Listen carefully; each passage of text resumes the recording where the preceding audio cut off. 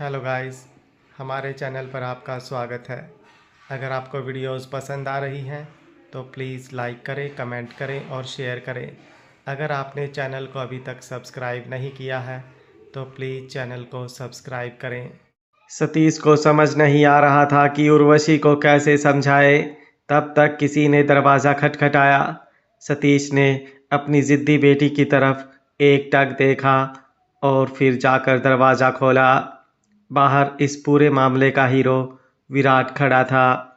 सतीश ने बिना कुछ बोले विराट को अंदर आने के लिए जगह दी। कमरे में दाखिल होते ही विराट ने वहाँ की हालत देखी। उर्वशी की तरफ देखकर विराट को ऐसा लगा कि शायद सतीश ने उसे डांटा होगा, जिसकी वजह से उसने ये सब चीज़ें तोड़ दी होंगी। इसलिए उसने सतीश से कहा, अंकल, उर्वशी ने ये सब कुछ मेरी वजह से किया है, इसलिए आपको जो कुछ कहना है मुझसे कहिए, उर्वशी से नहीं। यह सुनकर सतीश सोचने लगा कि कहीं विराट भी इस मामले में शामिल तो नहीं था। जो भी हो, पर उर्वशी उसे पसंद करती है और विराट भी उसकी जिम्मेदारी उठाने के लिए तैयार था। इसलिए सतीश फिलहाल एक ही काम कर सकता था। उसने विराट के कंधे पर हाथ रखा और कहा, देखो विराट, तुम्हारी वजह से मेरी बेटी पर सब लोग उंगली उठा रहे हैं। अगर तुमने मेरी बेटी को कोई भी दुख दिया तो मैं तुम्हें वो सबक सिखाऊंगा कि तुम जिंदगी भर याद रखोगे। इसके जवाब में विराट ने कॉन्फिडेंस से कहा, आपको इस बात की फिक्र करने की ज़रूरत नहीं है अंकल, मैं उर्वशी को कभी निराश नहीं करूंगा। उर्वशी अपनी ही गहरी सोच में थी। सतीश और विराट की बातें सुनकर उसे एहसास हुआ कि उसके सामने कोई खड़ा है। उसने अपनी नज़रें उठाकर विराट को देखा और पूछा, तुम यहाँ क्या कर रहे हो? विराट उर्वशी की तरफ मुड़ा और अपने घुटनों पर बैठ गया। उसने उर्वशी का हाथ प्यार से अपने हाथों में लिया और फिर उसकी आंखों में आंखें डालकर कहा, मुझे माफ़ कर दो उर्वशी, मुझे आने में थोड़ी देर हो गई। उर्वशी के चेहरे पर कोई भाव नहीं थे। उसने विराट से पूछा, अब तो सब कुछ हो चुका है, अब तुम यहाँ क्यों आए हो? यह सुनकर विराट को थोड़ा गिल्टी फील हो रहा था। उसे ऐसा लगा कि उर्वशी उसे इसलिए ये सब कह रही है क्योंकि उसे आने में देर हो गई। उसने अपनी बात की सफाई देते हुए कहा, उर्वशी, मुझे पता है मुझे आने में ज़्यादा ही देर हो गई है, जिसकी वजह से तुम्हें इतना कुछ सहना पड़ा, पर फिक्र मत करो, अब मैं तुम्हारे साथ ऐसा दोबारा नहीं होने दूंगा, मुझ पर भरोसा करो। विराट की बातें सुनकर उर्वशी को और चिढ़ मच रही थी। उसने अपना हाथ विराट के हाथों से खींच लिया। उर्वशी ने गहरी सांस ली और कहा, मैं तुम्हें किसी चीज़ के लिए ब्लेम नहीं कर रही हूँ, मुझे तो बस समझ नहीं आ रहा है कि अब तुम मेरे पास क्यों आए हो। विराट ने सोचा कि उर्वशी मजाक कर रही है। वह धीरे से मुस्कुराया और आह भरी, उर्वशी, मैं क्यों नहीं आऊँगा, मैं तुमसे प्यार करता हूँ। यह कहने के बाद विराट ने अपनी जेब से एक छोटा सा सफ़ेद बॉक्स निकाला और उसे खोलकर एक हीरे की अंगूठी निकाली। यह एक अनोखी हीरे की अंगूठी थी। हीरे पर लाइट पड़ने से वो चमक रहा था। विराट ने उर्वशी से कहा, मैं यहाँ इसलिए आया हूँ क्योंकि मैं तुमसे प्यार करता हूँ। मैं तुम्हें यहाँ से दूर किसी ऐसी जगह ले जाना चाहता हूँ जहाँ पर सिर्फ हम दोनों हो। उर्वशी ने रिंग की तरफ देखा। उसने अपना हाथ उठाया और धीरे से हीरे की अंगूठी पर चमकीले हीरे को छुआ। हीरे का प्रकाश उर्वशी के दिल में चमक उठा। वो हमेशा इस दिन का इंतज़ार कर रही थी जब कबीर उसके लिए हीरे की अंगूठी लाएगा, लेकिन अंतरा ने उसके सारे अरमानों पर पानी फेर दिया। अंतरा ने कबीर को बहकाया था। विराट मुस्कुराया और फिर उर्वशी का हाथ अपने हाथ में लेकर हीरे की अंगूठी उर्वशी के बाएं हाथ की उंगली में पहना दी। उर्वशी ने अपना हाथ उठाया और उंगली में पहनी अंगूठी की ओर देखा। हीरे की चमक को देखकर वो मुस्कुराई और उसकी आंखों से आंसू निकल गए। लेकिन अचानक उसने अंगूठी उतारी और वापस विराट की हथेली में रख दी और कहा, मैं इसे एक्सेप्ट नहीं कर सकती। यह सुनते ही विराट एक धड़कन चूक गया। उसे लगा कि उसकी हरकतों ने उर्वशी को दुखी कर दिया है। उसने उर्वशी से कहा, उर्वशी, अगर मुझ में कोई कमी है तो मुझे बताओ, मैं उसे तुरंत बदल दूंगा। उर्वशी ने अपनी आंखें नीचे कर ली और धीमी आवाज़ में बोली, ऐसा कुछ नहीं है, मैं तुम्हें पसंद ही नहीं करती। विराट को लगा कि उसने शायद गलत सुना है, इसलिए उसने फिर पूछा, क्या? उर्वशी ने विराट की आंखों में देखकर बोला, मैंने कहा मुझे तुम पसंद नहीं हो। यह सुनकर विराट दंग रह गया। उसके लिए इस बात पर विश्वास करना मुश्किल था, क्योंकि विराट ने उर्वशी के लिए अपना सब कुछ छोड़ दिया था और अब तक तो सब कुछ ठीक चल रहा था। तो अचानक उर्वशी ने क्यों कहा कि वह उसे पसंद नहीं करती है? विराट ने बड़ी मुश्किल से कहा, उर्वशी प्लीज बताओ, मैंने कुछ गलत किया है क्या? उर्वशी ने कह दिया, नहीं, तुमने कुछ गलत नहीं किया। बात यह है कि मैंने तुमसे कभी प्यार नहीं किया। उर्वशी का लहजा थोड़ा कड़वा था। विराट को समझ नहीं आ रहा था कि उर्वशी उससे प्यार क्यों नहीं करती। उसने पूछा, तुमने ऐसा क्यों किया? तुम्हें क्या चाहिए? क्या तुम्हें पैसा चाहिए? मैं तुम्हें सब कुछ दे सकता हूँ और मैं आपको वह व्यक्ति दे सकता हूँ। विराट ने कहा, मेरे पास जो कुछ भी है, मेरे पास जो कुछ भी है, मैं तुम्हें सब कुछ दे सकता हूँ। उर्वशी सीधे बैठ गई और विराट के करीब चली गई और फिर मुस्कुराते हुए बोली, तुम अभी भी समझे नहीं विराट? मैं तुम्हारा इस्तेमाल कर रही थी। मुझे तुम्हारा पैसा और सब कुछ नहीं चाहिए। मैं सिर्फ उन लोगों से बदला लेने के लिए तुम्हारा इस्तेमाल कर रही थी जिन्हें मैं पसंद नहीं करती, वरना मैं एक शादीशुदा आदमी से क्यों प्यार करूंगी? तुम्हें क्या लगा था कि मेरे ऐसे दिन आ गए हैं कि मुझे तुमसे प्यार करना पड़े? तुम इस लायक नहीं हो। यह सुनकर विराट हक्का बक्का रह गया। उसके दिल में बहुत गहरी चोट लगी थी। उसने कहा, लेकिन तुम्हें मेरी दी हुई यह हीरे की अंगूठी बहुत पसंद है, यह मैं दावे के साथ कह सकता हूँ। उर्वशी एक पल के लिए चुप हो गई, फिर उसका चेहरा ठंडा हो गया। उसने कहा, मुझे हीरे की अंगूठियाँ पसंद हैं, क्योंकि मैंने हमेशा से सोचा था कि कोई मुझे एक अनोखी हीरे की अंगूठी के साथ प्रपोज करेगा, लेकिन वह आदमी तुम तो बिल्कुल नहीं हो। विराट ने अपना सिर झुका लिया और निराशा के साथ अंगूठी को वापस उसके बॉक्स में रख दिया और फिर खड़ा हो गया। उसने उर्वशी की तरफ देखा और फिर धीमी आवाज में कहा, तुम आज थक गई हो, इसलिए जल्दबाजी में कोई फैसला मत लो। तुम इस बारे में ठंडे दिमाग से सोचना। मैं हमेशा तुम्हारा इंतजार करूंगा। उर्वशी को विराट की कोई परवाह नहीं थी। उल्टा उसे ख्याल आया कि यह आदमी इतनी सीधी भाषा भी नहीं समझ रहा था। उसने कभी सोचा नहीं था कि जब वो विराट को यह सच्चाई बताएगी तब उसका ऐसा रिएक्शन होगा। उसने दरवाजे की तरफ जाते विराट को देखा और अचानक महसूस किया कि वो कुछ मायनों में एक जैसे थे। दोनों ही उस इंसान के लिए कुछ कर सकते थे जिन्हें वे पसंद करते थे। उर्वशी को समझ नहीं आ रहा था कि उसे विराट जैसे बेवकूफ़ इंसान के ऊपर दया क्यों आ रही थी। विराट के बाहर जाने के बाद सतीश ने उर्वशी से गुस्से में कहा, पहले मुझे लगा था कि विराट तुम्हारे पीछे इतना पागल है कि तुम्हारे लिए उसने बेवकूफ़ी भरे काम किए, पर मुझे उम्मीद नहीं थी कि यह सब तुम्हारा किया हुआ था। किसी से बदला लेने के लिए तुम इस हद तक गिर सकती हो उर्वशी? सतीश गुस्से से तिलमिला उठा था। उसने आगे कहा, तुमने इतने सारे लोगों को नुकसान पहुंचाया है, क्या तुम्हें नहीं लगता कि तुम गलत हो? उर्वशी ने हंसते हुए धीरे से कहा, हाँ हाँ, लोगों के बारे में मैं क्यों सोचूं? मेरी गलती यह है कि मैंने जैनी को जान से नहीं मारा।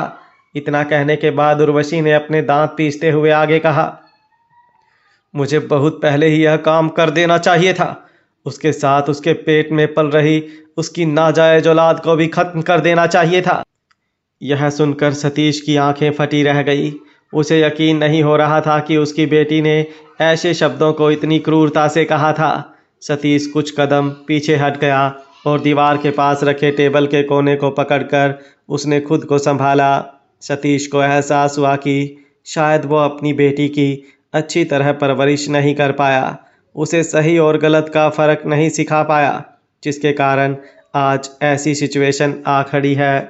सतीश ने आह भरी, अपनी आंखों से आंसू पोंछे और धीरे से कहा, बेटा, तुम मेरी कोई बात समझने को तैयार नहीं हो, इसलिए अब मैं तुम्हारी परवाह नहीं कर सकता। तुमने जो किया है या अब जो भी करोगी, उसके लिए तुम खुद जिम्मेदार हो। मैं बस उम्मीद कर सकता हूँ कि तुम्हें आगे चलकर कभी पछताना ना पड़े। उर्वशी ने अपने पापा की ओर देखा, जिसने हमेशा उसे इतना प्यार दिया था, पर आज वो उस पर नाराज थे। यह भी अंतरा की वजह से हुआ था। उर्वशी को बहुत गुस्सा आ रहा था कि आज सब लोग उसे ही क्यों कोस रहे थे, कोई अंतरा को एक शब्द भी क्यों नहीं कह रहा था। उर्वशी एक पल के लिए चुपचाप बैठी रही। कमरे के फर्श पर टूटी हुई चीज़ों को देखकर उसके दिल में गुस्सा थोड़ा भी कम नहीं हुआ। वह उठी और किचन में चली गई। उसे पानी पीना था। वह उठी और पानी पीने के लिए किचन में चली गई। हालांकि अंदर जाते ही उसकी नज़र कांच के ग्लासेस पर पड़ी। सफ़ेद चीनी मिट्टी के बर्तन चमक रहे थे। उन सब की खूबसूरती को देखकर अचानक उर्वशी के दिल में खतरनाक इच्छा उठी और इसी के साथ उसने एक बर्तन को उठाकर ज़मीन पर पटकना शुरू कर दिया। ऐसा लग रहा था कि उर्वशी पागल हो गई है।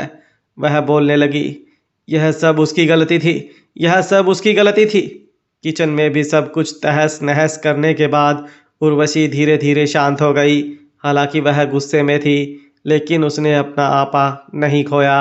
उसने अपने चारों ओर बिखरे हुए कांच के टुकड़ों को देखा और गुस्से से कहा, आज नहीं तो कल मैं तुम्हारे भी टुकड़े टुकड़े कर दूंगी, बिल्कुल इन बर्तनों की तरह। बड़ी मुश्किल से उर्वशी ने शांत किया खुद को और फिर घर की सफाई के लिए हाउसकीपिंग वाली आंटी को बुलाया। उसके बाद वह अपने कमरे में चली गई। मन ही मन सोचने लगी, उन लोगों को क्या लगा था कि उनकी यह सब हरकतें मुझे हरा सकती हैं। उन्हें यह लगता है कि यह सब होने के बाद मैं किसी चूहे की तरह अपने घर पर छिप जाऊंगी। वो लोग गलत फहमी में है। मैं उन लोगों को कभी भी जीतने नहीं दूंगी। उर्वशी को एहसास हुआ कि अगर वह थोड़ी देर के लिए घर से बाहर निकलेगी तो उसका मूड ठीक हो जाएगा। इसके बाद उर्वशी ने तुरंत अपने कपड़े बदले। उसने एक वाइट ड्रेस पहनी और थोड़ा मेकअप भी किया और इसी के साथ उसका पूरा रूप बदल गया। अभी थोड़ी देर पहले वो जो बेचारी लग रही थी वैसी अब बिल्कुल नहीं लग रही थी। उर्वशी ने आईने में देखते हुए अपने होठों पर लाल लिपस्टिक लगाई और फिर अपना फ़ोन उठाया। उसने अपनी दोस्तों के साथ शॉपिंग पर जाने का प्लान बनाया। उर्वशी की दो खास दोस्त थी। वो दोनों उर्वशी के साथ बाहर जाने के लिए कभी भी तैयार रहती थी। उर्वशी ने अपनी दोस्त को कॉल किया और कहा, विधि कैसी है मेरी जान, चल फटाफट तैयार हो जा, शॉपिंग पर चलना है, मैं आधे घंटे में तुझे पिक करती हूँ। उर्वशी बहुत कॉन्फिडेंस से भरी लग रही थी क्योंकि उसकी दोस्त विधि कभी भी उसे किसी काम के लिए मना नहीं करती थी। हालांकि विधि का जवाब सुनकर उर्वशी के चेहरे की मुस्कान जम गई क्योंकि विधि ने उसे यह कहा कि फ़िलहाल वो उसके साथ नहीं जाना चाहती क्योंकि वो पढ़ाई करना चाहती है, इसलिए उसके पास टाइम नहीं है। उसका जवाब सुनते ही उर्वशी ने तुरंत कहा, लेकिन तेरा तो 2 साल पहले ही ग्रेजुएशन ख़त्म हो गया था ना, तो फिर अब कौन सी पढ़ाई। उर्वशी अपनी बात पूरी करे उसके पहले ही सामने से फ़ोन कट गया। उर्वशी ने अपने दांत पीस लिए और बड़बड़ाने लगी, लगता है यह विधि भी उन लोगों की तरह ही है। पहले तो मेरे आगे पीछे घूमकर मेरी चापलूसी करती थी, पर जैसे ही मेरे बारे में चंद बातें हुई तो ऐसे बर्ताव करने लगी जैसे मुझे जानती भी नहीं है। साली एहसान फरामोश।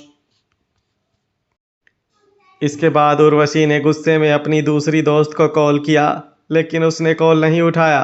हालांकि उर्वशी ने हार नहीं मानी, वो लगातार कॉल करती रही। आखिर उसकी दूसरी दोस्त ने उसका नंबर ही ब्लॉक कर दिया। उर्वशी गुस्से से तिलमिला उठी। वह अपना गुस्सा निकालने के लिए कुछ तोड़ना चाहती थी, लेकिन ड्रेसिंग टेबल पर रखे महंगे कॉस्मेटिक और स्किन केयर प्रोडक्ट्स को देखकर उसने यह ख्याल छोड़ दिया। उसने कुछ गहरी सांसें ली और मुश्किल से खुद को थोड़ा शांत करके तय किया कि अगर कोई नहीं आएगा तो वो अकेली जाएगी। यह सब सोचते हुए वो घर से बाहर निकल गई। लगभग हर एक औरत को शॉपिंग करना पसंद होता है। औरतों का मूड कितना भी बुरा हो, लेकिन जैसे ही शॉपिंग की बात आती है तो तुरंत उनका मूड ठीक हो जाता है। उर्वशी ने भी अपना मन इसी तरह बहलाया। वो घर से नज़दीक के मॉल में पहुंच गई और अपने पसंदीदा लग्जरी ब्रांड के स्टोर में गई। यहाँ की रेगुलर कस्टमर होने के कारण स्टाफ भी उसे पहचानता था। सेल्स गर्ल ने जैसे ही उर्वशी को अंदर आते देखा तो वे तुरंत उसे वेलकम करने गई और फिर उर्वशी को पूछा कि वो उसकी क्या मदद कर सकती हैं। उर्वशी ने कहा कि उसे हाई हील्स खरीदनी है। यह सुनते ही सेल्स गर्ल ने लिमिटेड एडिशन वाली हील्स निकालकर उर्वशी को दिखाई। उर्वशी ने अपने चेहरे से सनग्लासेस निकाले और सेल्स गर्ल की दी हुई नई हाई हील्स पहनी।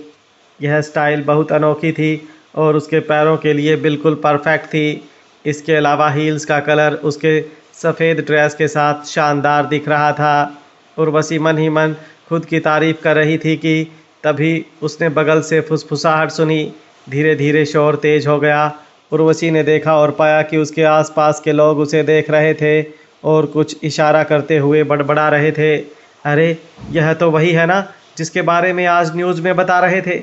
हाँ यह तो वही है। क्या ज़माना आ गया है। दूसरे लोगों के परिवारों को बर्बाद करने के बाद यह औरत बेशर्मों की तरह शॉपिंग करने निकल पड़ी है। अरे छोड़ो, यह तो वैसे भी रखैल है। इसके बारे में बात करके अपना मुंह क्यों गंदा करे। क्या यार, मुश्किल से हफ्ते में घूमने के लिए एक दिन मिलता है, उसमें भी इसके जैसों की शक्ल देखनी पड़ती है। मेरा तो मूड खराब हो गया।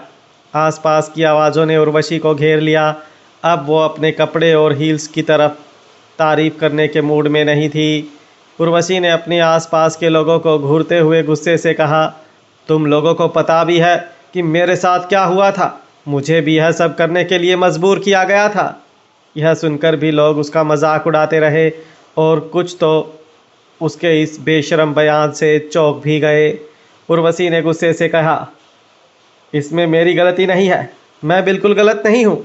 उसके बगल में एक औरत खड़ी थी जो कि कस्टमर थी।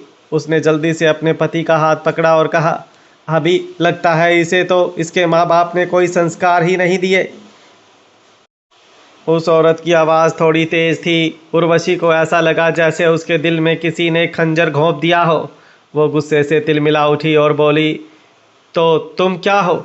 तुम सरेआम किसी की बेइज्जती कर रही हो। यह देखकर समझ आ रहा है कि तुम्हारे कैसे संस्कार हैं। यह सुनते ही उस औरत ने कटाक्ष में कहा, मैं चाहे जैसी भी हूँ, तुमसे तो 10,000 गुना बेहतर हूँ। मैंने कभी भी दूसरों के संसार में आग नहीं लगाई। उर्वशी को बेहद गुस्सा आ रहा था। वह आगे गई और उस औरत को ज़ोर से तमाचा मारना चाहती थी, लेकिन उस औरत के पति ने उसे अपने पीछे कर दिया और फिर उर्वशी को घूरने लगा। उसने कहा, अगर इस शोरूम में ऐसे लोग आते हैं तो हमें ऐसी जगह पर कदम भी नहीं रखना। यह कहने के तुरंत बाद वह आदमी अपनी बीवी को लेकर बाहर चला गया। स्टोर के दूसरे कस्टमर्स को भी लगा कि उर्वशी का बर्ताव बहुत बेहुदा था, इसलिए उन लोगों ने भी यही कहा कि वो लोग भी स्टोर से कोई भी चीज़ नहीं खरीदेंगे। तुरंत ही वो लोग स्टोर से बाहर जाने लगे। सबके जाते ही स्टोर सुनसान हो गया। स्टाफ ने कस्टमर्स के पीछे किए और उन्हें मनाने लगे, लेकिन वो सब नाकामयाब रहे। यहाँ तक कि जो नए कस्टमर्स अंदर आने वाले थे वो भी यह सब देखकर बाहर से ही मुड़कर वापस चले गए।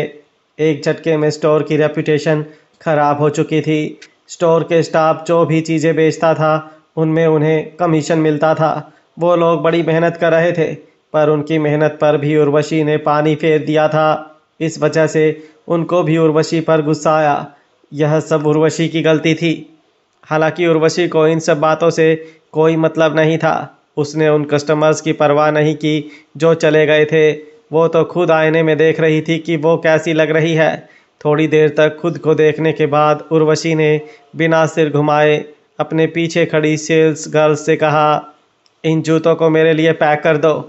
यह कहते हुए उर्वशी ने अपना क्रेडिट कार्ड निकाला, सेल्स गर्ल की तरफ आगे किया। सेल्स गर्ल ने बेरुखी से कह दिया, सॉरी मैडम, पर आज कार्ड पेमेंट नहीं हो पाएगा, आपको कैश पेमेंट करना पड़ेगा। यह सुनकर उर्वशी एक पल के लिए चौंक गई। उसे विश्वास नहीं हो रहा था कि जो लड़की अभी कुछ देर पहले तक उसकी चापलूसी कर रही थी वह ऐसा कह रही थी।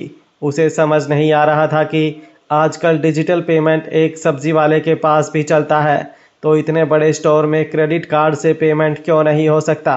और यह जूते कोई 500 या 1000 रुपये के नहीं थे, बहुत महंगे थे। इतने कैश पैसे साथ में लेकर कौन घूमता है।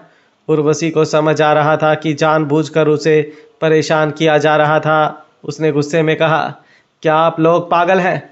मैं इतने सालों से आपकी रेगुलर कस्टमर रही हूँ और यहाँ तक कि मैंने अपने सर्कल में आपके स्टोर को रिकमेंड भी किया है, लेकिन अब जब मेरी ज़िंदगी में थोड़ी प्रॉब्लम चल रही है तो आप लोग मेरे साथ ऐसा बर्ताव कर रहे हो जैसे मैं कोई सड़क छाप हूँ। यह सुनकर सेल्स गर्ल ने तो कुछ नहीं बोला, लेकिन स्टोर का मैनेजर वहां आ गया और बेरुखी से बोला, मैडम आपकी वजह से हमारे स्टोर ने बहुत सारे कस्टमर्स खो दिए हैं। जानती हैं हमारा कितना नुकसान हुआ है। इसी वजह से हम आपसे कैश में पैसे लेने का फैसला किया है और कोई वजह नहीं है। यह सुनकर उर्वशी को बहुत गुस्सा आया। अपने हाथ में पकड़ी हुई हील्स उसने नीचे फेंक दी और कहा, आपके स्टोर में ऐसी घटिया हील्स रखी हुई है, पहनकर ठीक से चलने को भी नहीं हो रहा है। ये देखकर सेल्स गर्ल चौंक गई, क्योंकि अभी कुछ देर पहले ही उर्वशी इन जूतों की तारीफ करते हुए नहीं थक रही थी, पर अब अचानक उसे ये जूते बेकार लगने लगे थे। सेल्स गर्ल ने नीचे पड़े हुए वो जूते उठा लिए और मैनेजर को दिखाए। मैनेजर ने चेक किए कि फेंकने की वजह से जूते खराब नहीं हुए थे। उसने उर्वशी को बेरुखी से कह दिया, देखिए मैडम, दूसरों के साथ बुरा करने से आपके साथ अच्छा कभी नहीं होगा, इसलिए संभल जाइए। उर्वशी ने अपने जूते पहने और बड़बड़ाते हुए स्टोर से बाहर जाने लगी। तुम लोगों को क्या लगता है तुम्हारा स्टोर मुझे ये जूते बेचेगा नहीं तो मैं कहीं और से नहीं खरीद सकती? आज के बाद मैं तुम्हारी इस घटिया स्टोर में पैर भी नहीं रखूंगी। उस स्टोर से बाहर निकलने के बाद उर्वशी ने सोचा कि उस स्टोर के किसी कंपटीशन वाले स्टोर से जूते खरीदेगी, ताकि उस मैनेजर के अकल ठिकाने आ जाए। और वैसे भी बड़ी बड़ी ब्रांड्स के बीच भी कंपटीशन तो होता ही है। ये सब सोचते हुए उर्वशी एक दूसरे स्टोर के पास आई। हालांकि जैसे ही वो अंदर जाने लगी, उससे पहले उस स्टोर के दरवाजे के पास खड़े सिक्योरिटी गार्ड ने उसे रोक दिया। यह देखकर उर्वशी की भौहें सिकुड़ गई। उसने तुरंत सिक्योरिटी गार्ड को टोका, यह तुम क्या कर रहे हो? मैं तुम लोगों की कस्टमर हूँ, मुझे अंदर जाने से रोक क्यों रहे हो? इसके जवाब में सिक्योरिटी गार्ड ने मुस्कुराते हुए शांति से जवाब दिया, सॉरी मैडम, पर हमारा स्टोर बंद हो चुका है, आप प्लीज़ किसी दूसरे स्टोर में चले जाइए। यह सुनकर उर्वशी हैरान रह गई। उसने कांच के दरवाजे से देखा कि अंदर बाकी सारे कस्टमर्स आराम से शॉपिंग कर रहे हैं। तब वो समझ गई आज उसे हर जगह पर टारगेट किया जा रहा है। पूरे दिन से उसने जो गुस्सा अपने अंदर दबा कर रखा था वह भड़क उठा। वो तुरंत उस सिक्योरिटी गार्ड पर चिल्लाने लगी, तुम लोगों का स्टोर सिर्फ मेरे लिए बंद है क्या? जो कस्टमर्स अंदर शॉपिंग कर रहे हैं उनका क्या? अगर वो अंदर जा सकते हैं तो मैं क्यों नहीं जा सकती? सिक्योरिटी गार्ड ने इस बात का कोई जवाब नहीं दिया। वो बस मुस्कुराते हुए उर्वशी के सामने खड़ा रहा। हालांकि उसने उर्वशी को अंदर हरगिज नहीं जाने दिया। उर्वशी गुस्से से कांपने लगी। उसने सिक्योरिटी गार्ड की तरफ उंगली दिखाते हुए कहा, तुम जैसे सड़क छाप लोग इसी वजह से पूरी ज़िंदगी सिक्योरिटी गार्ड बने रहोगे, और अच्छा है तुम लोग इसी के लायक हो। मैं तुम सब लोगों को। हालांकि उर्वशी अपनी बात पूरी नहीं कर पाई। वो इतनी गुस्से में थी कि वो अपनी बात बोलते बोलते पीछे हट रही थी। उसे ख्याल ही नहीं रहा कि पीछे सीढ़ियों तक पहुंच गई थी। वो अपनी बात पूरी करे उसके पहले ही उसका बैलेंस बिगड़ गया। वो सीढ़ियों से नीचे गिर गई। उर्वशी दर्द से करहाने लगी। हालांकि वहाँ पर आसपास खड़े लोग उसकी मदद के बदले ज़ोर से हंसने लगे। उर्वशी को इतना दर्द हो रहा था कि उसका पैर हिल भी नहीं पा रहा था। तुरंत उसकी आंखों में आंसू भर आए।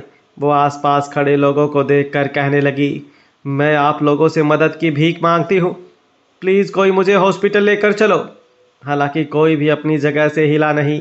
जो आसपास के स्टोर थे उसका स्टाफ भी बाहर आ गया।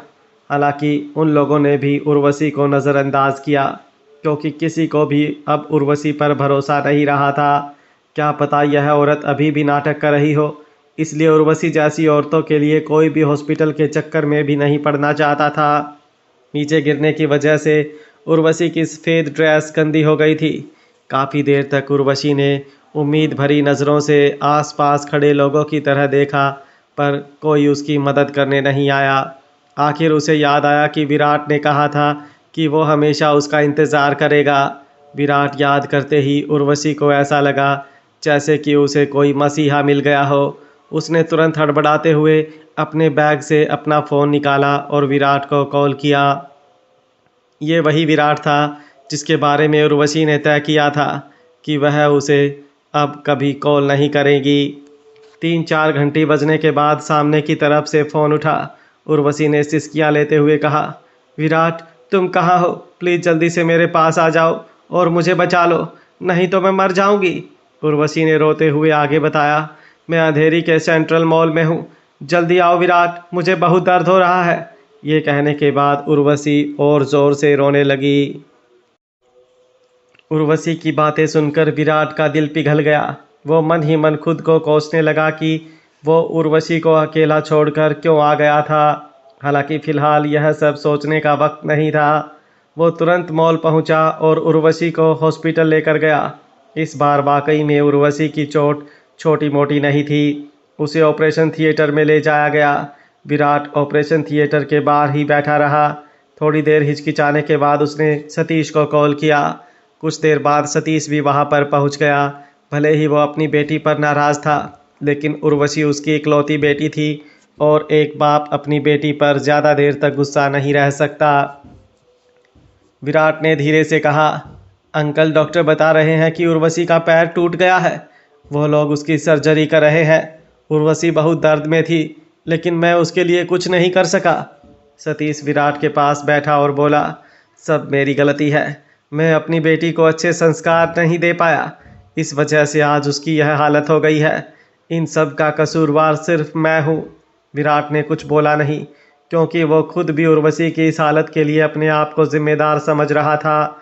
वो बस यही सोचता रहा कि अगर वो उर्वशी को उसके घर पर अकेला छोड़कर नहीं जाता तो शायद वो घर से बाहर निकलने का प्लान ही नहीं बनाती। विराट को बहुत पछतावा हो रहा था। कुछ देर के लिए सतीश और विराट दोनों ही चुप हो गए थे। सिर्फ उनके आसपास हॉस्पिटल में लोग आ जा रहे थे। उसकी आवाज़ें सुनाई दे रही थी। काफ़ी देर बाद ऑपरेशन थिएटर का दरवाज़ा खुला और डॉक्टर बाहर आया। उसने पूछा, आप लोगों में से पेशेंट के परिवार से कौन है? सतीश तुरंत उठकर आगे गया और बोला, जी मैं उसका पिता हूँ। कैसी है मेरी बेटी? डॉक्टर ने फाइल में से रिपोर्ट पढ़ते हुए कहा, आपकी बेटी सीढ़ियों से गिर गई थी। ऊपर से उन्होंने हाई हील्स पहन रखी थी, जिसकी वजह से उनका पैर मुड़ गया है और हड्डियां डिसलोकेट हो गई हैं। इसके अलावा उन्हें स्पाइन में भी इंजरी हुई है, जिस वजह से कह नहीं सकते कि उन्हें ठीक होने में कितना टाइम लगेगा। कुछ दिन, कुछ महीने या कुछ साल भी लग सकते हैं और ऐसा भी हो सकता है कि उनका पैर जिंदगी भर ठीक ना हो। फिलहाल उन्हें व्हील चेयर पर बैठना पड़ेगा। यह सुनकर विराट को अपने कानों पर यकीन नहीं हो रहा था। उसने पूछा, लेकिन डॉक्टर वो तो सिर्फ गिरी है ना, इसमें इतना क्या सीरियस हो गया कि उसे व्हील चेयर पर बैठना पड़ेगा? हालांकि सतीश अपने ही ख्यालों में था। उसे समझ नहीं आ रहा था कि उसकी बेटी की ये हालत कैसे हो गई। तब तक वार्ड बॉयज़ उर्वशी को स्ट्रेचर पर ऑपरेशन थिएटर से बाहर लेकर आए। उसे उसके वार्ड में शिफ्ट किया जा रहा था। सतीश और विराट भी वार्ड में गए। सतीश ने अपनी बेटी की तरफ देखा। उसे समझ नहीं आ रहा था कि वो क्या बोले। विराट ने बेहोशी उर्वशी के चेहरे को देखा और फिर सतीश की तरफ मुड़कर दृढ़ता से कहा, अंकल भले ही उर्वशी का स्वभाव कैसा भी हो, भले ही उसे पूरी ज़िंदगी व्हील चेयर पर बितानी पड़े, लेकिन फिर भी मैं उसका साथ कभी नहीं छोड़ूंगा। मैं आपसे वादा करता हूँ। सतीश का गला भर आया था। उसने अपनी आंखों के आंसू पोंछते हुए कहा, तुम अच्छे इंसान हो बेटा। उसके बाद दोनों ही खामोश हो गए। कुछ देर बाद उर्वशी को होश आया। उसने धीरे से अपनी आंखें खोली और इसी के साथ उसे समझ आ गया कि कुछ तो गड़बड़ है। उसने पैनिक होते हुए कहा, मेरे पैरों को क्या हुआ? वो हिल क्यों नहीं रहे हैं? मुझे ऐसा क्यों लग रहा है कि मेरा पैर है ही नहीं। यह बोलते हुए वो रोने लगी। विराट तुरंत उठकर उर्वशी के पास आया। उसने प्यार से उसका हाथ अपने हाथ में लिया और बोला, तुम घबराओ मत उर्वशी, तुम्हारा पैर बिल्कुल ठीक है। वो क्या है कि तुम्हारे पैरों में मोच आ गई ना, इसलिए तुम्हें डॉक्टर्स ने एनेस्थीसिया दिया था, जिस वजह से तुम्हारे पैर सुन्न पड़ गए हैं। उर्वशी ने आंसुओं से भरी आंखों के साथ विराट की तरफ देखा और पूछा, सच में मेरे पैरों को कुछ नहीं हुआ ना? सतीश को अपनी बेटी पर बहुत दया आ रही थी। वो भी उसके पास आ गया और दिलासा देने लगा, हाँ बेटा, तुम्हें डरने की कोई ज़रूरत नहीं, तुम बहुत जल्दी ठीक हो जाओगी। उर्वशी ने अपने पैरों की तरफ देखा तो उसे पता चला कि उसके पैर पर प्लास्टर लगा हुआ था। उसने कांपती आवाज़ के साथ पूछा, मेरी सर्जरी हुई है? क्या उसका निशान मेरे पैरों पर हमेशा के लिए रहेगा? यह सुनकर विराट ने कहा, तुम्हें इतना कुछ सोचने की ज़रूरत नहीं है। और उर्वशी, अगर तुम्हारे पैरों के निशान हमेशा के लिए रहेंगे तब भी मैं तुमसे प्यार करूँगा। मैंने कहा था ना कि मैं हमेशा तुम्हारा इंतज़ार करूँगा। सतीश ने उर्वशी के बाल सहलाते हुए कहा। हाँ बेटा, आज विराट ने ही तुम्हें बचाया है। वही तुम्हें हॉस्पिटल लेकर आया था। उसने तुम्हारे लिए इतना कुछ किया है, इसलिए मेरे हिसाब से तुम्हें अब उसकी बात मान लेनी चाहिए। यह सुनकर उर्वशी ने सतीश से पूछा, बात मान लेनी चाहिए? मतलब क्या है आपका? क्या आप चाहते हैं कि मैं विराट से शादी कर लूं? सतीश ने उर्वशी से कहा। बेटा, कम से कम अब तो जिद छोड़ दो। मेरे हिसाब से विराट में कोई कमी नहीं है। तुम्हें अपने होने वाले पति से और क्या चाहिए? हालांकि उर्वशी ने अपने पापा की बात पर ध्यान नहीं दिया था। उसने विराट से पूछा, क्या तुम अब भी मुझसे शादी करना चाहते हो? विराट ने प्यार से उर्वशी की तरफ देखा और कहा, अगर तुम चाहो तो मैं तुम्हें अभी के अभी यहाँ से कहीं दूर ले जा सकता हूँ। ऐसी जगह जहाँ पर हम दोनों अपनी पूरी ज़िंदगी सुकून से बिता सके। ये सुनकर उर्वशी ने अपनी नज़रें फेर ली और कह दिया, मुझे ऐसा कुछ नहीं करना है और ना ही मुझे अपनी पूरी ज़िंदगी तुम्हारे साथ बितानी है। इतना कहने के बाद उर्वशी ने अपनी आंखें बंद कर ली और आगे कहा, भले ही मेरे पूरे शरीर पर घाव के निशान रहे, भले ही मैं ज़िंदगी भर अपने पैरों पर खड़ी ना हो पाऊँ, भले ही तुम दुनिया के आखिरी आदमी हो, तब भी मैं तुमसे शादी नहीं करना चाहती, क्योंकि तुम मेरे लायक नहीं हो। विराट ने फिर एक बार वो डायमंड रिंग वाला बॉक्स अपनी जेब से निकाल लिया था, लेकिन उर्वशी की बातें सुनकर उसे बहुत दुख हुआ और उसने उदासी के साथ कहा, उर्वशी, क्या तुम इतनी पत्थर दिल हो गई हो? क्या तुमने एक मिनट के लिए भी कभी मुझसे प्यार नहीं किया? ये सुनकर उर्वशी ने विराट की आंखों में देखा और गंभीरता से कहा, एक मिनट तो क्या, मैंने कभी एक सेकंड के लिए भी तुमसे प्यार नहीं किया। अब भी विराट हार नहीं मानना चाहता था। उसने दलील की, अगर ऐसा है तो तुमने मुझे फ़ोन क्यों किया कि मैं तुम्हें हॉस्पिटल लेकर जाऊं? इसके जवाब में उर्वशी ने कुछ नहीं कहा, क्योंकि जो आदमी जानबूझकर इस्तेमाल होना चाहता था वो किसी काम का नहीं रहता। उर्वशी ने काफ़ी देर तक कोई जवाब नहीं दिया, इसलिए विराट को समझ आ गया था। वो अपनी जगह से खड़ा हो गया और बोला, मैं जानता हूँ तुम ऐसा क्यों कर रही हो। इतना कहने के बाद वो उठा और वार्ड के बाहर चला गया। विराट ना सिर्फ उर्वशी के वार्ड से बल्कि उस हॉस्पिटल से ही चला जाना चाहता था। हालांकि उससे पहले ही उसे कॉरिडोर में राशि दिख गई। उसने देखा कि राशि और अंतरा गायनाकोलॉजिस्ट कंसल्टेशन रूम की तरफ जा रहे थे। विराट को लगा कि शायद अंतरा का चेकअप होगा, इसलिए राशि उसे कंपनी देने आई होगी। उन दोनों को देखकर विराट एक पल के लिए रुक गया और फिर उतावले कदमों से उन दोनों के पास गया, लेकिन तब तक राशि और अंतरा अंदर जा चुके थे। इसलिए विराट उन दोनों के बाहर आने का इंतज़ार करने लगा, क्योंकि भले ही राशि से उसका डिवोर्स हो जाए, फिर भी उन दोनों के बीच में दोस्ती का रिश्ता तो था ही। उसने सोचा कि वह राशि और अंतरा से मिलकर जाएगा। कुछ देर बाद राशि और अंतरा बाहर आए। इसी के साथ पता नहीं अचानक विराट को थोड़ी शर्मिंदगी महसूस होने लगी। फिर भी उसने मुस्कुराते हुए कहा, हाय राशि, चैनी, कैसे हो आप दोनों? लगता है आज चैनी के चेकअप का दिन होगा, है ना? अंतरा ने राशि को अपने पीछे खींच लिया और बेरुखी से कह दिया, तुम यहाँ क्या कर रहे हो विराट? तुम भी गायनेकोलॉजिस्ट से अपना चेकअप करवाने आए थे? ये सुनकर विराट थोड़ा शर्मिंदा हो गया। उसने तुरंत सफाई दी, नहीं नहीं, ऐसा कुछ नहीं है। दरअसल एक फ्रेंड इसी हॉस्पिटल में एडमिट है। अंतरा के पीछे खड़ी राशि ने अपना सिर झुका लिया। वो शायद कुछ बोलना चाह रही थी पर बोल नहीं पा रही थी। अंतरा ने विराट को ताना दिया, लेकिन तुम अकेले क्यों आए? तुम्हारी गर्लफ्रेंड उर्वशी कहाँ है? अब तो तुम उसके साथ बिंदास खुलेआम घूम सकते हो। तुम दोनों को कोई परेशान नहीं करेगा। यह सुनकर विराट ने अपना सिर झुका लिया और बोला, नहीं, तुम ऐसे क्यों बात कर रही हो? तुम लोग कहाँ हमें परेशान कर रहे थे, मैं तो बस। हालांकि विराट अपनी बात पूरी करे उसके पहले अंतरा ने उसकी बात काट दी और बोली, हमें तुम्हारी कोई सफाई नहीं चाहिए। तुमने राशि और उर्वशी में से उर्वशी को चुन लिया है, इसलिए अब राशि से कोई रिश्ता ना रखो। यही तुम दोनों के लिए अच्छा है। तो तुम अब कभी भी राशि को अपनी शक्ल तक मत दिखाना। यह सुनकर विराट तंग रह गया। उसने अंतरा के पीछे खड़ी राशि की तरफ देखा और कहा, राशि, मेरा सच में ऐसा कोई इरादा नहीं था। मैं तो बस तुम्हारा हाल चाल पूछने। विराट अपनी बात पूरी करे उसके पहले एक नर्स आई और राशि को अपने साथ चलने के लिए कहा। राशि ने अंतरा की तरफ देखा और कहा, अंतरा तुम यहीं रहो, मैं जाकर आती हूँ। अंतरा राशि की तरफ मुड़ी और उसका हाथ पकड़कर उसे दिलासा देने लगी। ठीक है, मैं यहीं खड़ी हूँ और तुम घबराना मत, कुछ नहीं होगा। राशि ने अपना सिर हाँ में हिलाया। उसने विराट की तरफ देखा तक नहीं, वो सीधा डिलीवरी रूम की तरफ चली गई।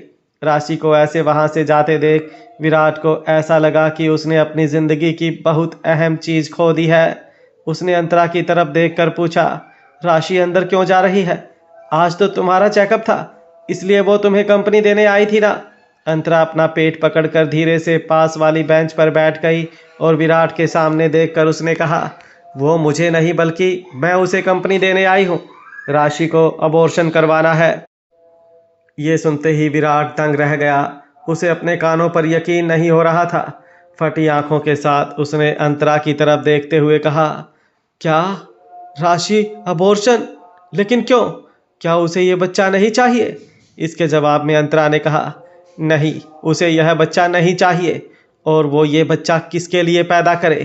तुम तो उर्वशी से शादी कर लोगे, राशि बेचारी अकेले ये बच्चा पैदा भी करे, उसे पाल पोस कर बड़ा भी करे और आखिर में तुम एक रेडीमेड बाप बन जाओ। ये सब सोचने के बाद राशि ने आज यह फैसला किया है कि वो इस बच्चे को जन्म नहीं देना चाहती। यह सब सुनने के बाद विराट ने डिलीवरी रूम के बंद दरवाजे की तरफ देखा। उसे समझ आ रहा था कि दरवाजे के उस पार उसका वंश खत्म होने वाला था और उसके लिए वो किसी और को दोष नहीं दे सकता था, क्योंकि इन सब का जिम्मेदार वो खुद था। विराट डिलीवरी रूम के बाहर राशि का इंतज़ार करते हुए खड़ा रहा। कुछ देर बाद राशि उस कमरे से बाहर आई। उसके चेहरे का रंग उड़ा हुआ था। अंतरा तुरंत खड़ी होकर राशि के पास गई और उसे सहारा दिया। राशि को देखकर विराट को दुख हो रहा था। विराट को ख्याल आया कि अगर यह सब कुछ नहीं हुआ होता तो शायद राशि को अबॉर्शन नहीं करवाना पड़ता और आज उसके चेकअप के लिए अंतरा के बदले वो खुद उसके साथ आया होता। पर वक्त के आगे अगर मगर बिल्कुल नहीं चलता। विराट को ऐसा लग रहा था जैसे उसके पैर फर्श पर जम गए हों। राशि के पास जाने की उसकी हिम्मत नहीं हो रही थी। उसे शर्मिंदगी महसूस हो रही थी और गिल्टी भी फील हो रहा था। लेकिन दूसरी तरफ राशि ने विराट की तरफ एक नज़र देखा भी नहीं। वो अंतरा के साथ हॉस्पिटल के एग्ज़िट की तरफ चल पड़ी थी। अचानक विराट होश में आया और दौड़ता हुआ राशि के पास गया। तुम ठीक तो हो राशि? तुम्हें दर्द तो नहीं हो रहा है ना? हालांकि विराट राशि के करीब जाए उससे पहले अंतरा ने उसे रोक दिया और बेरुखी से कह दिया, तुम्हें सीधी भाषा समझ नहीं आती क्या विराट?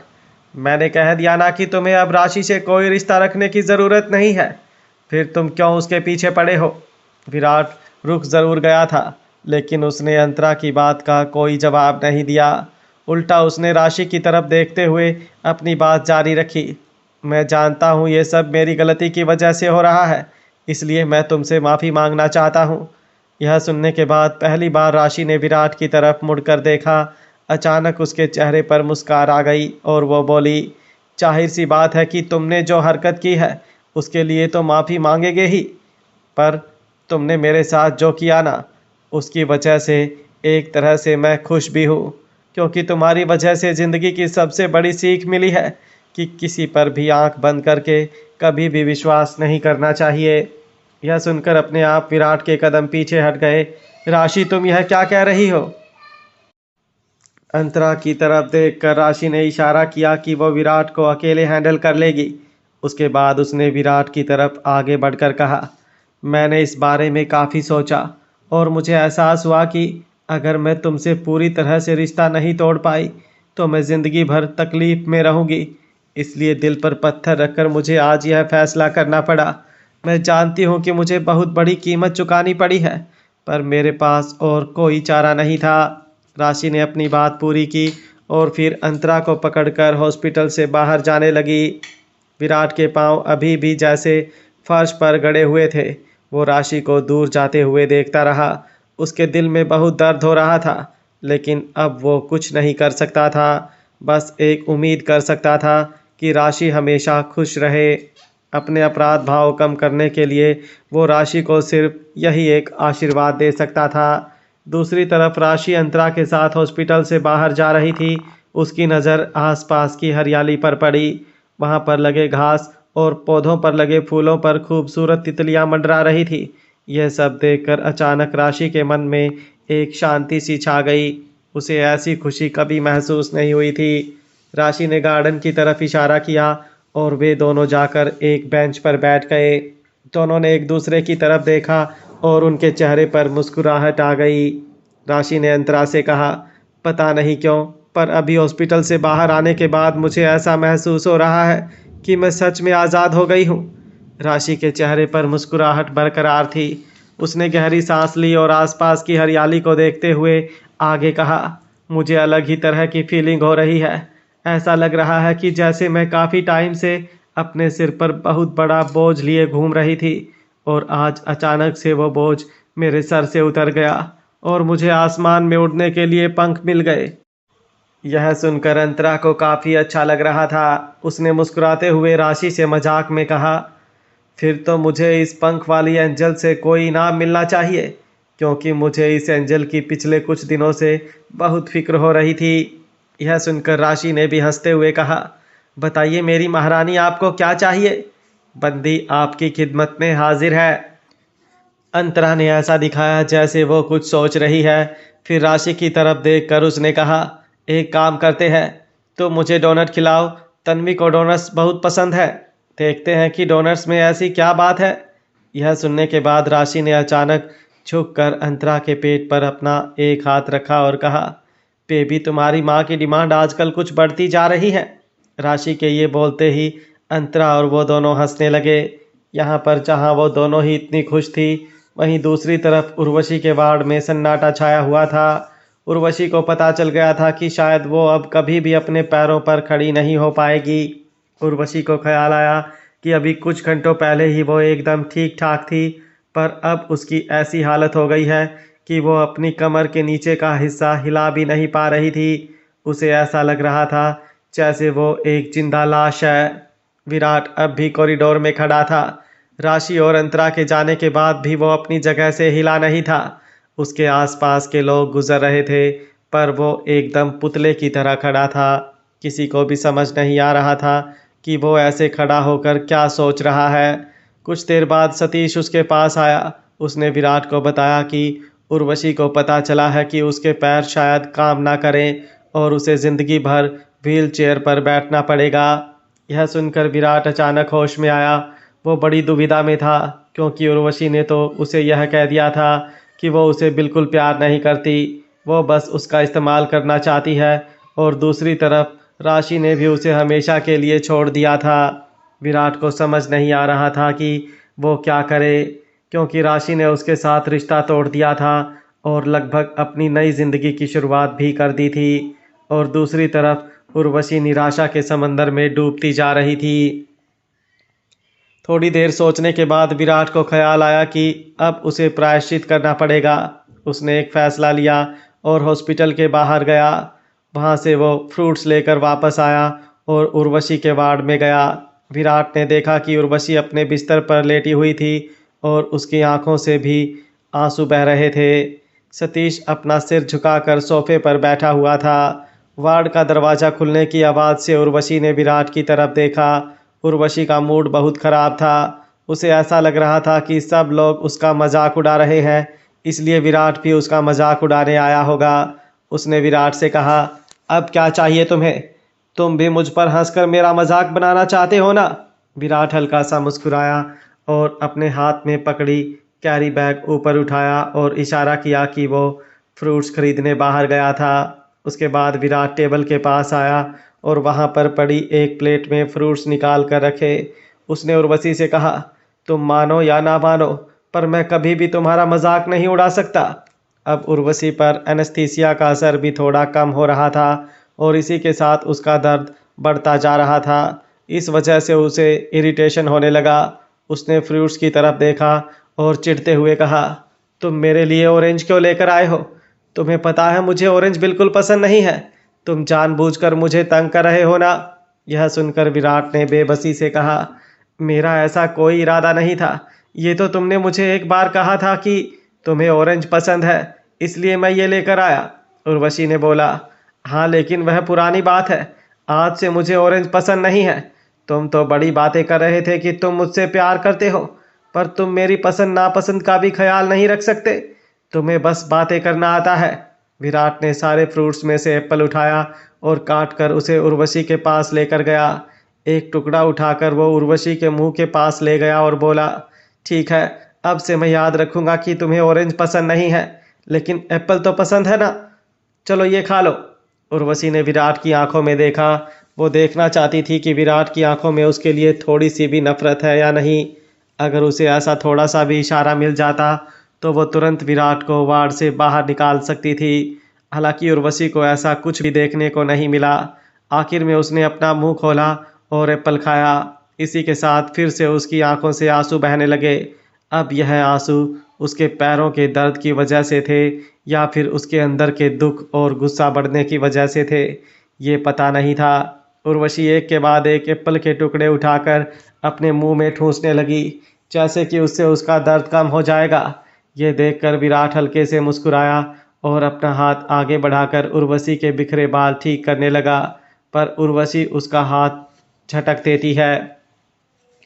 विराट ने उर्वशी के कंधे पर अपना हाथ रखा और कहा, आराम से खाओ ना, इतनी जल्दी क्या है। अगर कम पड़ेंगे तो मैं तुम्हारे लिए और एप्पल काट कर लाऊंगा। उर्वशी ने उसका कोई जवाब नहीं दिया। वो बस एप्पल खाती रही। हालांकि इस बार उसने अपने कंधे से विराट का हाथ नहीं झटका। विराट ने उससे कहा, तुम फिक्र मत करो उर्वशी, भले ही तुम मुझसे प्यार ना करो, लेकिन फिर भी मैं हमेशा तुम्हारा साथ दूंगा। ये सुनते ही उर्वशी का मुंह रुक गया। उसने विराट की तरफ देखा। विराट ने अपनी बात जारी रखी, अगर तुम जिंदगी भर भी अपने पैरों पर खड़ी नहीं हो पाओगी तो मैं तुम्हारे पाँव बनूंगा और तुम्हें जहाँ पर जाना है वहाँ लेकर जाऊंगा। मैं हमेशा तुम्हारा ख्याल रखूंगा। यह सुनते ही उर्वशी ने तेज नज़रों से विराट को घूरा और कहा, मतलब तुम चाहते हो कि मैं जिंदगी भर अपने पैरों पर ना खड़ी हो सकूं? उर्वशी की बात सुनकर विराट ने तुरंत अपने हाथ में पकड़ी प्लेट साइड पर रख दी और उर्वशी के पास जाकर उसे समझाने लगा, ऐसा बिल्कुल नहीं है। मैं ऐसा कभी सोच भी नहीं सकता कि तुम जिंदगी भर चल ना पाओ। मेरा कहने का मतलब ये था कि चाहे कुछ भी हो जाए, मैं हमेशा तुम्हारा साथ दूंगा, कभी तुम्हें छोड़कर नहीं जाऊंगा। उर्वशी की सांसें फूल गई थी। उसे बहुत गुस्सा आ रहा था। उसने अपने पीछे से तकिया निकाला और विराट के ऊपर फेंका। उर्वशी के इस रूप को देखकर विराट थोड़ा हैरान रह गया। हालांकि उर्वशी का गुस्सा अभी तक शांत नहीं हुआ। उसने प्लेट में पड़े फ्रूट्स उठाकर विराट को दे मारे। सतीश भी तुरंत अपनी बेटी को शांत करने आ गया था। हालांकि उर्वशी अपना आपा खो बैठी थी। वो अपने पापा की तरफ भी चीज़ें फेंकने लगी। प्लेट से सारे फ्रूट्स खत्म हो जाने के बाद उर्वशी ने प्लेट उठाई और उसे भी विराट को मारने के लिए फेंकी। हालांकि वो प्लेट उसे लगी नहीं थी, बल्कि उसके पास वाले दरवाजे को लगकर टूट गई। विराट उर्वशी के पास आकर उसे शांत रखना चाहता था, पर उर्वशी पागलों की तरह बर्ताव कर रही थी। उस पर एनेस्थीसिया का असर लगभग आधा हो गया था। उसने अपने बेड से उतरने की कोशिश की। वो इस आदमी को सबक सिखाना चाहती थी जिसने उसे अपाहिज होने का श्राप दिया था, लेकिन उसके पैरों में प्लास्टर लगा हुआ था। इस वजह से जाहिर सी बात थी कि वो चल नहीं पाएगी। बेड के नीचे उतरते ही तुरंत उर्वशी फर्श पर गिर गई। इसी के साथ विराट भी तुरंत उर्वशी के पास आ गया, क्योंकि उसे डर था कि उर्वशी के पैरों में और चोट लग जाएगी। विराट और सतीश ने मिलकर उर्वशी को उठाया और धीरे से वापस बेड पर लेटाया और फिर रिमोट से बेल बजाकर नर्स को बुलाया। गिरने की वजह से उर्वशी के सिर पर थोड़ी सी चोट आ गई थी। तुरंत ही डॉक्टर भी आ गए और उन लोगों ने उर्वशी को चेक किया। ये सब हो जाने के बाद उर्वशी को समझ आ गया था कि अब उसे संभल कर रहना चाहिए।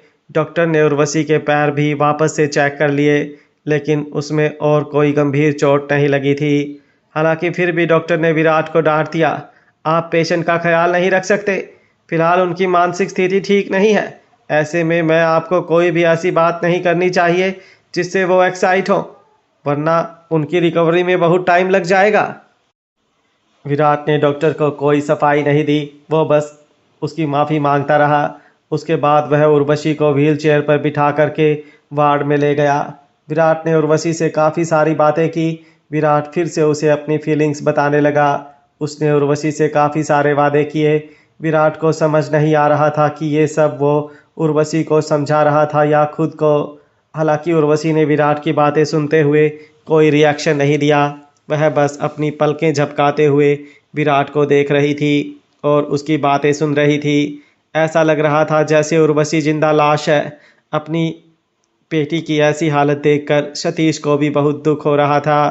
उसने अपनी बेटी को ऐसे मुर्दा बने कभी नहीं देखा था। हालांकि सतीश को पता था कि उर्वशी अपनी इस हालत की जिम्मेदार खुद थी। उसे अपना गुस्सा कंट्रोल करना बिल्कुल नहीं आता था। काफ़ी देर बाद उर्वशी अपने सदमे से बाहर आई। उसने आसपास देखा तो कमरे में विराट और सतीश थे। आखिर में उसकी नज़र अपने पैरों पर पड़ी जिस पर प्लास्टर लगा हुआ था। उर्वशी को अपने पैर बहुत भारी लग रहे थे। उसने अपने पैर उठाने की कोशिश की लेकिन वह अपनी जगह से हिली नहीं। उसे अपने पैरों में दर्द के अलावा और कुछ नहीं महसूस हो रहा है। आखिर उसने अपनी नज़रें उठाकर विराट की तरफ देखा और पूछा, क्या मैं कभी अपने पैरों पर खड़ी नहीं हो पाऊंगी? विराट को समझ नहीं आ रहा था कि वह इस बात का क्या जवाब दे, इसलिए वह चुप रहा। हालांकि उर्वशी ने अपनी बात जारी रखी और आगे पूछा, क्या मैं कभी चल भी नहीं पाऊंगी? बताओ कोई मुझे। यह कहते हुए वह सिसकियां लेने लगी। विराट थोड़ा आगे बढ़ा और उसने उर्वशी का हाथ अपने हाथों में लिया और फिर दिलासा देने लगा, तुम अपने पैरों पर ज़रूर खड़ी होगी और उसमें मैं तुम्हारा साथ दूंगा। यह सब देखकर सतीश की आंखों से आंसू आ गए। अब उसकी ज़िंदगी में सिर्फ एक ही उम्मीद बची थी कि उसकी बेटी खुश खुशहाल ज़िंदगी जिए। उर्वशी की नज़र बेड के पास पड़ी, व्हील चेयर पर पड़ी। उसने उसे अपनी ज़िंदगी में बहुत बार देखा था। हालांकि उसने कभी सोचा नहीं था कि एक दिन उसे भी अपनी ज़िंदगी में एक व्हील चेयर पर बैठना पड़ेगा।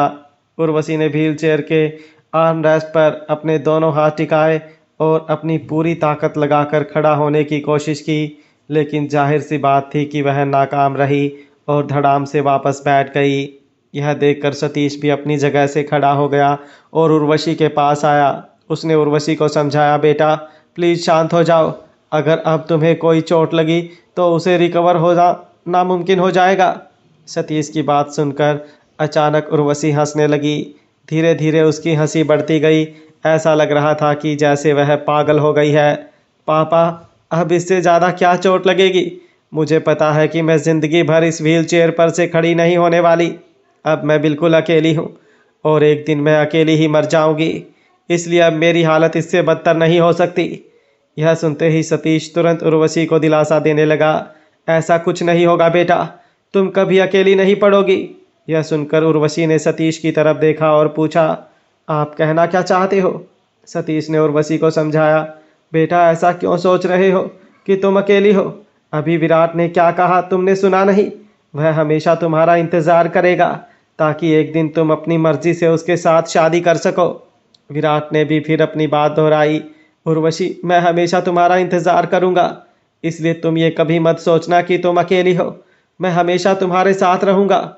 उर्वशी ने विराट और सतीश की उम्मीदों से भरी आंखें देखी और फिर कुछ पल बाद हाँ में अपना सर हिलाया, क्योंकि उसे लग रहा था कि फिलहाल इससे बुरा उसके साथ नहीं हो सकता। कुछ दिन के बाद विराट ने उर्वशी की जिम्मेदारी अपने सिर ले ली। वह हमेशा उसके साथ रहता था। दिन भर उर्वशी के साथ हॉस्पिटल में रहता था। टाइम टू टाइम उसे वार्ड से बाहर घुमाने ले जाता था। इस वजह से सतीश को भी थोड़ी राहत मिली और उसने वापस अपने मैगज़ीन के काम पर ध्यान देना शुरू कर दिया। दिन रात काम करके उसने वापस बिजनेस पटरी पर ला दिया, जो कि बंद होने की कगार पर था। लगभग 2 महीने के बाद सब कुछ वापस पहले जैसा नॉर्मल हो गया। अब लगभग 1 या 2 हफ्ते में उर्वशी को हॉस्पिटल से डिस्चार्ज मिलने वाला था। एक दिन ऐसे ही विराट और उर्वशी वार्ड में टीवी पर न्यूज़ देख रहे थे। यह उनका रूटीन था। रोज़ इस टाइम पर उर्वशी न्यूज़ देखती थी ताकि उसे ऐसा ना लगे कि वह दुनिया से अलग हो गई है। हालांकि आज की न्यूज़ कोई नॉर्मल न्यूज़ नहीं थी। आज की न्यूज़ में एक शॉर्ट वीडियो बनाने वाली वीडियो ब्लॉगर के बारे में बताया जा रहा था, जो कि हाल ही में बहुत पॉपुलर हो गई थी। उस ब्लॉगर के फॉलोअर्स लगभग 10 लाख के करीब थे। वैसे तो ऐसी न्यूज़ आकर चली जाती, पर आज यह खबर देखकर विराट दंग रह गया था। उस वीडियो ब्लॉगर के वीडियोस न्यूज़ पर दिखाए जा रहे थे और वह वीडियो ब्लॉगर और कोई नहीं बल्कि राशि थी, जिसे अभी 2 महीने पहले ही अपनी शादीशुदा ज़िंदगी से आज़ादी मिली थी। अगर विराट राशि को पहचान गया तो जाहिर सी बात थी कि उर्वशी भी उसे पहचान जाएगी। उर्वशी ने देखा कि विराट खुले मुंह से टीवी की तरफ देख रहा है। उसने विराट को ताना दिया, लगता है अभी भी अपनी बीवी से जुदाई बर्दाश्त नहीं हो पा रही है। क्या तुम्हें पछतावा हो रहा है विराट?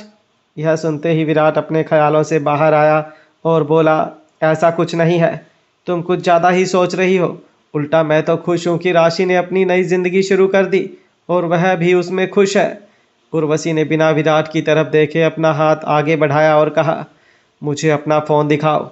जब से वह हॉस्पिटल में आई थी तब से उसे फ़ोन यूज़ करने के लिए मना कर दिया गया था। उसका फ़ोन भी विराट के पास रहता था। विराट ने उर्वशी को उसका फ़ोन दिया। उर्वशी को पता था कि राशि अब कंटेंट क्रिएटर बन गई है। हालांकि राशि को इतने कम समय जो कामयाबी मिली थी उस पर उर्वशी को हमेशा से शक था। उसे ऐसा लग रहा था कि राशि के बारे में ये सब बातें हाइप की गई है। उर्वशी देखना चाहती थी कि उसे राशि के खिलाफ कुछ मिल जाए। उसने अपने फ़ोन पर जल्दी से कुछ टाइप किया और सर्च किया। हालांकि उसे वह नहीं मिला जो वह देखना चाहती थी। राशि के वीडियो उस पर थोड़े बहुत नेगेटिव कमेंट्स थे, लेकिन ज़्यादातर लोग सोशल मीडिया पर उसकी तारीफ कर रहे थे। यह सब देखकर पता चल रहा था कि राशि इतनी जल्दी कितनी कामयाब हो गई। हालांकि उर्वशी को ये सब नहीं देखना था, वह कुछ और ही ढूंढ रही थी। थोड़ी देर मेहनत करने के बाद आखिर उसके हाथ वह चीज़ लग ही गई। वह एक न्यूज़ आर्टिकल था जिसमें लिखा था, नई वीडियो ब्लॉगर सिंगर आकाश छाबड़ा के साथ मेरी रिलेशनशिप में है। ये पढ़ने के बाद उर्वशी के चेहरे पर एक शैतानी मुस्कुराहट आ गई। उसने विराट की तरफ देखकर कहा, तुम्हें निराश होने की ज़रूरत नहीं है, क्योंकि तुम्हारे बिना भी राशि एक अच्छी ज़िंदगी बिता रही है। ये बोलने के बाद उर्वशी ने फ़ोन के स्क्रीन को विराट की तरफ घुमाया। विराट ने देखा कि स्क्रीन पर राशि और आकाश छाबड़ा की फ़ोटो थी। वह देखकर उसे ऐसा लगा कि उसके दिल में किसी ने खंजर भोंक दिया हो। विराट ने तुरंत उर्वशी के हाथ से फ़ोन छीन लिया और फिर कहा, मैंने बताया ना, मुझे कोई अफसोस नहीं है कि राशि मुझे छोड़कर चली गई। वह अपनी ज़िंदगी अच्छे से बिता रही है, इस बात की मुझे खुशी है। उर्वशी ने चिढ़ते हुए कहा, तुम भले ही बोलो नहीं, लेकिन अंदर ही अंदर तुम्हें अफसोस हो रहा है। इतना बोलने के बाद उर्वशी रुकी और फिर आगे कहा, और अगर ऐसा नहीं है तो राशि की तरफ देखना तो दूर, उसके बारे में सोचना भी छोड़ दो। सिर्फ मुझ अपाहिज औरत के साथ रहो, जैसा कि तुमने वादा किया था। यह सुनकर विराट ने अपने माथे पर हाथ रखा। पिछले 2 महीनों से वह ऐसी सब बातें सुनकर थक गया था। वह बोला, अब मेरा अफसोस करने का कोई फ़ायदा नहीं है, क्योंकि जो होना था वह हो चुका है। उर्वशी कुछ बोलने जा रही थी, लेकिन उससे पहले ही विराट ने कहा, उर्वशी, मुझे समझ नहीं आ रहा है कि तुम किस बात के लिए मुझ पर इतना चिढ़ती हो। आज तक तुमने जैसा कहा वैसा मैंने किया है, फिर भी तुम हर बार मुझे ऐसे सवाल क्यों पूछ रही हो? इससे तुम्हें क्या मिलने वाला है? ये सुनकर उर्वशी ने विराट को ताना दिया, बस तुम इतने में ही मुझसे तंग आ गए। पहले तो बहुत बड़ी बड़ी बातें कर रहे थे कि मैं तुम्हारा कभी साथ नहीं छोड़ूंगा, मैं हमेशा तुम्हारे साथ खड़ा रहूंगा, ऐसा वैसा। तो अब क्या हो गया? देखो विराट, तुम पहले से जानते हो कि मेरा यही नेचर, और इस बारे में जानने के बावजूद तुम मेरे पीछे पड़े थे और सामने से मुझे प्रपोज किया था। यह कहने के बाद उर्वशी ने अपना बायां हाथ उठाया और रिंग फिंगर में पहनी हुई अंगूठी दिखाते हुए कहा, ये देखो, तुमने ही यह रिंग मुझे पहनाई थी, पर शायद अब तुम्हारी पसंद बदल गई है। यह सुनकर विराट ने कोई जवाब नहीं दिया, इसलिए इस वजह से उर्वशी के चेहरे पर कड़वी मुस्कुराहट आ गई और उसकी आंखें नम हो गई। लेकिन तुरंत ही उसने खुद को संभाला और विराट की तरफ देखा और कहा, देखो विराट, तुम भूलना मत कि तुमने वादा किया था कि तुम जिंदगी भर मेरा इंतज़ार करोगे। तुम्हारे पास मुझसे दूर चले जाने का ऑप्शन था, लेकिन फिर भी तुम लौट कर आए हो। तुमने ऐसा क्यों किया है यह मुझे पता नहीं, और मुझे समझ नहीं आ रहा है कि इतने टाइम से तुम मुझे झेल क्यों रहे हो। मैं तुमसे प्यार नहीं करती, फिर भी तुम मेरा साथ देना चाहते हो। जब तुम्हारे पास मुझसे दूर जाने का मौका था तब तुम गए नहीं, और अब वह रास्ता बंद हो चुका है, इसलिए भूल कर भी अपने वादे से मुकरना मत। इतना कहने के बाद उर्वशी रुक गई और फिर कुछ पल बाद कहा, यही तुम्हारा प्रायश्चित है। यह सुनकर विराट दंग रह गया था। हालांकि इतना वक्त उर्वशी के साथ गुजारने के बाद अब उसे उस पर गुस्सा भी नहीं आता था, क्योंकि उसे पता था कि अब उसके हाथ में कुछ नहीं है। काफ़ी देर बाद विराट अपनी जगह से हिला। वह जाकर उर्वशी के लिए फ्रूट्स काटने लगा। फिर एक बार दोनों के बीच खामोशी छा गई। वैसे भी ज़्यादातर टाइम वह दोनों खामोश ही रहते थे। एक कमरे में रहने के बावजूद भी दोनों चुप रहते थे। खासकर उर्वशी विराट के साथ ज़्यादा बातें नहीं करती थी। जब बाहर जाने का वक्त होता था तब विराट व्हीलचेयर को धक्का देकर उसे सैर करवाने ले जाता था। कभी कभार दोनों के बीच में बातें हो जाती थी, लेकिन ज़्यादातर ऐसा ही होता था जैसा कि आज हुआ था। उर्वशी जानबूझकर विराट को उकसाती थी। विराट को हमेशा सफाई देनी पड़ती थी। विराट को कभी कभार ऐसा लगता था कि जैसे उसकी ज़िंदगी बहुत डिप्रेसिंग है। उसे ऐसा लगता था कि जैसे वह बिना दीवार वाली जेल में हो। विराट को बहुत घुटन होती थी, पर लेकिन इस कैद से आज़ाद होने का कोई रास्ता नहीं था। उर्वशी के फ्रूट्स खाने के बाद विराट ने उर्वशी को बेड पर लेटाया और कहा, अभी मुझे कुछ काम से जाना है, तुम आराम करो, मैं कल सुबह आ जाऊंगा।